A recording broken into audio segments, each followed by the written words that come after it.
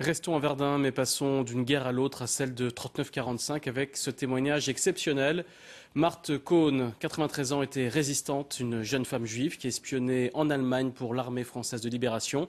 Eh bien, elle témoignait hier soir au Centre mondial de la paix où l'on rencontrait Hélène Renaud et Abdallah Jikir. Un sourire à toute épreuve. Marthe Kohn, c'est 1,40 m de force et de courage. En 1940, la jeune femme juive de 20 ans est d'abord résistante, puis espionne pour l'armée française de la libération. La fois où j'ai eu le plus peur, où la peur était si affreuse que j'étais paralysée, c'est quand je suis entrée en Allemagne de la Suisse. Et voyant les sentinelles aller et venir, j'ai perdu absolument mon courage au point où j'étais paralysée. Et ça m'a pris très très longtemps de surmonter cette peur et de pouvoir monter sur la route et d'aller en Allemagne.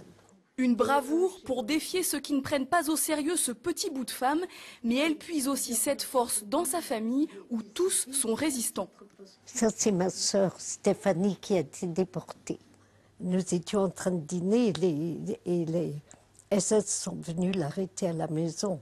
Ils l'ont arrêté pour raison de résistance. Ça, c'est un souvenir atroce. Le plus beau souvenir de Marthe Kohn, c'est son évasion pour atteindre la zone libre à bicyclette.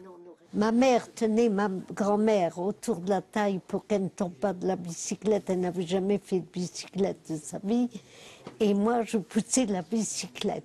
En approchant les fermes, les fermiers nous regardaient et ils se rendaient compte absolument que nous étions en train de nous évader, de vouloir traverser la ligne de démarcation. Et l'un après l'autre, ils se sont mis à genoux et ont fait des prières pour que nous puissions traverser la ligne sans être arrêtés. C'est la plus belle histoire de toute mon histoire. Son histoire, Marthe Kohn la raconte partout, jusqu'au Vietnam. Si vous voyez que des gens ont lutté et ont réussi à lutter, alors peut-être ça les convaincra à lutter quand ce sera nécessaire.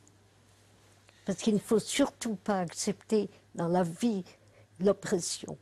J'ai l'intention de continuer jusqu'à ce que je meure. Et voilà pour ce témoignage. Ce sera un derby